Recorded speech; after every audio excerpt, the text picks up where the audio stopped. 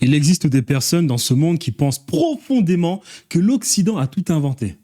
L'Occident est la superpuissance qui a tout inventé. Ces personnes sont profondément drôles. Comme si le monde n'existe que depuis 500 ans. C'est très drôle. Mais ces personnes aussi pensent que l'Occident, c'est la liberté. Que la démocratie n'existe qu'en Occident et que tous les autres sont des barbares.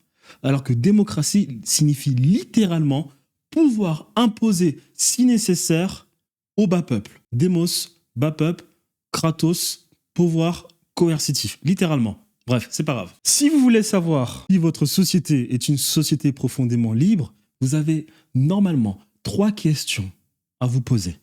3 questions fondamentales.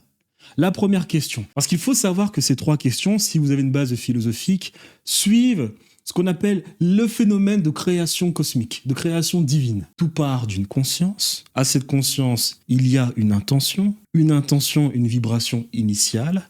De la vibration initiale se crée l'instabilité. À cause de cette instabilité, nous avons les organismes de l'univers qui quittent ou bien qui sortent de leur état stable fondamental, ils entrent dans un état instable, ce qui crée des réactions exothermiques. Ces organismes cosmiques, ces organismes qui constituent l'univers, essayent de revenir dans leur état stable. En essayant de le faire, ils vont rejeter ce qu'on appelle des photons, qui est de l'énergie pure, lumineuse, mais suite à ces réactions, de nouveaux organes cosmiques se sont créés. Étoiles à neutrons, les minéraux, le fer, le plomb, l'uranium, le carbone, les atomes, plein de choses se sont créées. Et donc ça, ces 3 questions à se poser respectent ce qu'on appelle les lois de l'univers. Donc la première question à se poser, c'est est-ce que la conscience est libre? Parce que tout part de la conscience. Est-ce que vous avez le droit en société de penser et de dire ce que vous pensez? Je ne pense pas. Deuxième question, est-ce que l'énergie est libre? L'énergie, c'est ce qui vous permet de vous mouvoir. L'énergie, c'est tout simplement d'avoir accès à une pomme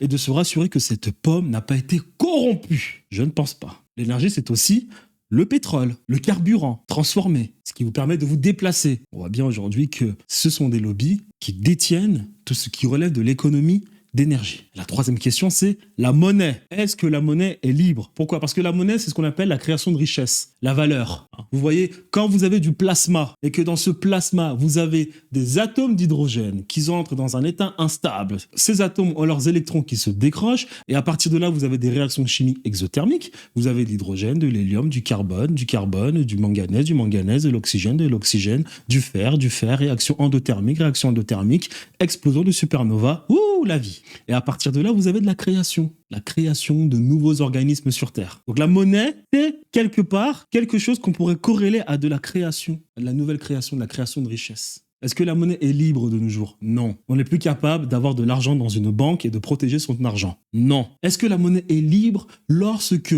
notre travail est imposé à 80%? Non. Est-ce que la monnaie est libre quand l'État met en place une loi qu'on appelle la loi Sapin 2? Non. Est-ce que la monnaie est libre quand on doit sans arrêt cacher notre monnaie avec du bitcoin et de l'or? Non. Est-ce que la monnaie est libre quand on doit toujours optimiser notre stratégie d'investissement? Non. Donc, est-ce que l'Occident est libre? Non. Est-ce que la société est libre? Non. Est-ce qu'il existe des sociétés de nos jours libres? Pas vraiment. Pas vraiment.